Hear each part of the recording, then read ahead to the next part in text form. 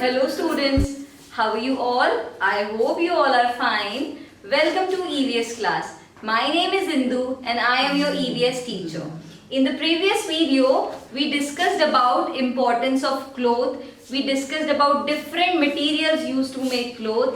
Then we discussed about the different states and their dresses. In this video, we shall discuss about accessories, special clothes, maintenance of clothes and we will discuss about the journey कि जो clothes है वो हम तक पहुंचने से पहले एक जो उसकी पूरी जर्नी है वो कैसे कवर करता है. Okay, so let's start.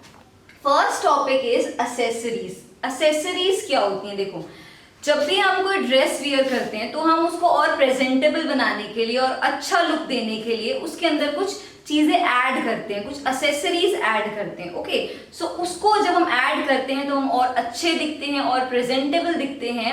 और डिपेंडिंग ऑन द स्टेट्स, बहुत सारे ऐसे स्टेट्स हैं जिनकी जो ड्रेसेस है उनके अंदर कुछ ना कुछ एक्सेसरीज ऐड होती हैं, उसके बाद वो ड्रेस कंप्लीट हो जाती है. सो हम डिफरेंट एक्सेसरीज के बारे में पढ़ेंगे और उनको कौन कौन से स्टेट्स में वियर करते हैं. ओके, देखो, you have notice the people of Punjab की जो पंजाब के जो लोग होते हैं, जो मेन होते हैं, वो अपने सर पे एक पगड़ी बांध के रखते हैं जिसको हम बोलते हैं टर्बन.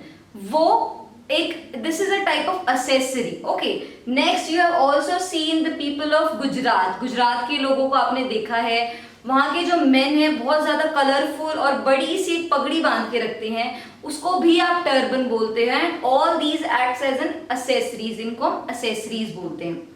उसके बाद अगर आपने गुजरात के लोग देखे वहां पे मोस्टली जो गुजरात के जो लोग होते हैं, the men, they wear Gandhi cap. वो गांधी कैप पहनते हैं. And if you have seen the people of Kashmir, क्योंकि वहां पे थोड़ा ठंडा मौसम रहता है तो वहां के लोग फर कैप्स पहनते हैं.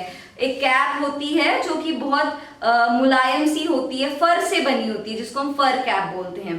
So all these things are accessories. इसके अलावा जो लेडीज हैं वो अपनी ड्रेसेस को और ब्यूटीफुल बनाने के लिए, प्रेजेंटेबल लगने के लिए, वो भी अपनी ड्रेसेस में एक्सेसरीज ऐड करती हैं. For example some kind of jewellery और बैंगल्स और something like hair band. So all these are accessories जो कि हमारी ड्रेस को और ज्यादा ब्यूटीफुल बना देते हैं. Okay, next topic is special clothes. देखो, स्पेशल क्लोथ्स का मतलब है कि आप स्पेशल क्लोथ्स को मे बी रिलेट करो कि जो क्लोथ्स हम फंक्शन में वियर करते हैं, जो हमारे न्यू क्लोथ्स होते हैं, सो ये वो स्पेशल क्लोथ्स नहीं हैं. आप if you have noticed a policeman और एन आर्मी मैन, या अपने जो फायरमैन होते हैं जो फायर ब्रिगेड में काम करते हैं, आप देखते हो जो डॉक्टर्स होते हैं इनकी एक स्पेशल ड्रेस होती है जिनको आप उनकी यूनिफॉर्म बोलते हो. सो और जो उनकी जो ड्रेस होती है, ऐसा नहीं है कि अगर वो जा रहे हैं तो वो कोई भी कैजुअल कपड़े में चले गए हैं, जो कलर उनका पहनने का मन किया वो पहन सकते हैं, ऐसा नहीं है. आप डॉक्टर्स को देखते हो वो हमेशा व्हाइट कोट पहनते हैं. जो आर्मी पर्सन होते हैं वो अपनी ड्रेसेस में रहते हैं. सो कुछ जॉब्स ऐसी होती हैं जिनके लिए एक टाइप ऑफ स्पेशल क्लोथ होता है जिसको हम बोलते हैं यूनिफॉर्म, और वो उन्हें पहननी ही होती है, वो उनके प्रोफेशन के लिए मस्ट होती है, बहुत जरूरी होती है.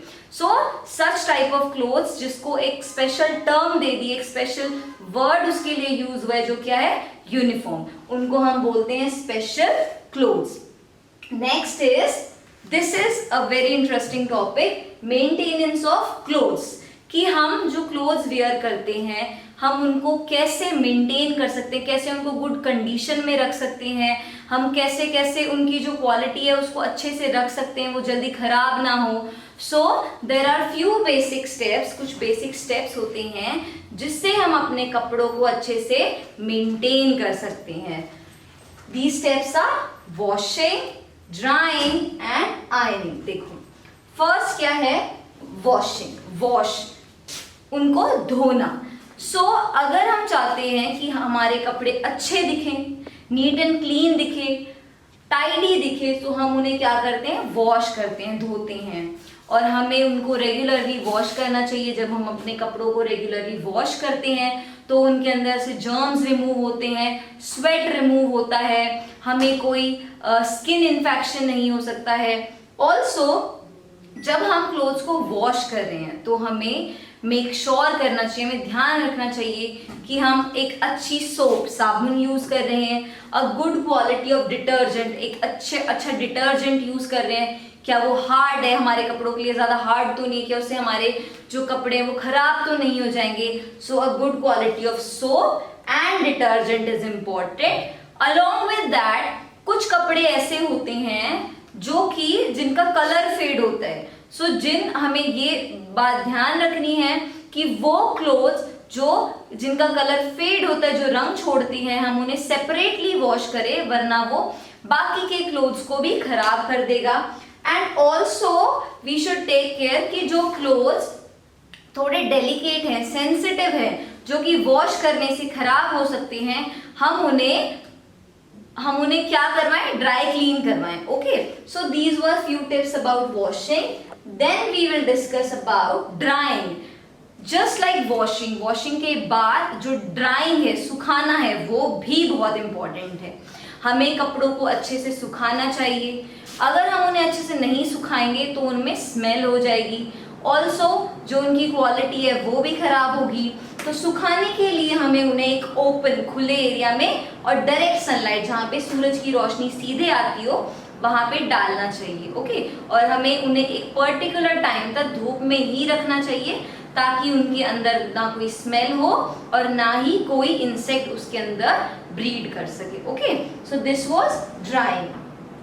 Next is iron. देखो, प्रेस करना, जिसको हम कॉमन लैंग्वेज में बोलते हैं प्रेस करना। सो जब हम अपने कपड़ों को अच्छे से आयरन करते हैं, प्रेस करते हैं, सो हमारे जो क्लोथ्स हैं वो और ज़्यादा प्रेजेंटेबल दिखते हैं, अच्छे दिखते हैं। एंड ऑल्सो हम उनमें स्मार्ट लगते हैं, वो हमारी पर्सनैलिटी को एनहेंस कर देते हैं। Okay, so all these 3 steps are very important, ताकि हम अपने कपड़ों को एक अच्छी कंडीशन में रख सकें। इसके अलावा हमें और क्या क्या चीज़ें ध्यान रखनी चाहिए कि हम अपने कपड़ों को अच्छे से फोल्ड कर रहे हैं, उन्हें हैंगर्स में अच्छी तरह हैंग करके फिर अलमीरा में रख रहे हैं, और उनके ऊपर कोई इंसेक्ट तो ब्रीड नहीं कर रहा है। अगर हम उन्हें, हमारे जो वुलन क्लोथ्स हैं, अगर हम उन्हें स्टोर करके रख रहे हैं तो हम उनके अंदर नेफ्थलीन बॉल्स डालें, ताकि उनके अंदर किसी भी टाइप का कोई इंसेक्ट ब्रीड ना कर सके। So these are some tips by which we can maintain the good quality of our clothes. The next topic is process involved in cloth making, कि जो clothes हम बना रहे हैं, हम तक पहुंचने से पहले को complete पूरी जर्नी कवर कर रहा है, उसके बाद वो हम तक पहुंच रहा है। So these are some steps which are involved in the making of the cloth. First is fiber collection, second is spinning, third is weaving, then dyeing and printing, and the last one is stitching. So सबसे पहले क्या होता है, हम collect करते हैं fibre. जो fibre है उसको हम प्लांट या फिर एनिमल, दोनों में से किसी से भी हम उसको कलेक्ट करते हैं। उसको कलेक्ट करने के बाद हम उसको एक मशीन के अंदर डालते हैं, जिसमें वो स्पिन करता है, गोल घूमता है, और उससे हम क्या करते हैं कि यार्न, मतलब जैसे आपने एक वुल की बॉल देखी है, हम उसको पूरा फोल्ड करके रखते हैं, तो स्पिन करने से वो क्या होता है, एंटेंगल हो जाता है, वो यूनिफॉर्म हो जाता है, हम उसको अच्छे से सुलझा हुआ देखते हैं। सो स्पिनिंग करते हैं, स्पिनिंग के बाद हम उसको वीव करते हैं, बुनते हैं, आइदर बाय आवर हैंड्स। जो पहले के लोग थे वो चरखा यूज करके उसको वीव करते थे। अब मशीन्स हैं, हैंडलूम मशीन्स है जो कि हैंड से चलती है, और उसके अलावा कुछ मशीन्स ऐसी हैं जो इलेक्ट्रिसिटी से चलती है, और उसकी हेल्प से हम उसे वीव करते हैं, बुनते हैं। Once the weaving is done, after that next step is dyeing and printing. हम अलग अलग कलर्स देते हैं, हमारे जो क्लोथ्स हैं हम देखते हैं वो अलग अलग कलर्स के होते हैं, तो वो कैसे होते हैं, हम उनको डाई करते हैं, उनके अंदर कलर डालते हैं, एंड हम प्रिंटिंग करते हैं, जो भी प्रिंट हमें देना होता है, फ्लावर उसके ऊपर प्रिंट करते हैं, और भी कोई प्रिंट। सो वीविंग के बाद होती है डाइंग एंड प्रिंटिंग। डाइंग से क्लोथ को मिलता है कलर, और प्रिंटिंग से उनके ऊपर अलग अलग टाइप के डिजाइन्स होते हैं। Okay, next step is stitching. जब क्लोथ पूरी तरह तैयार हो जाता है, उसके बाद हम उसको डालते हैं स्टिचिंग के लिए।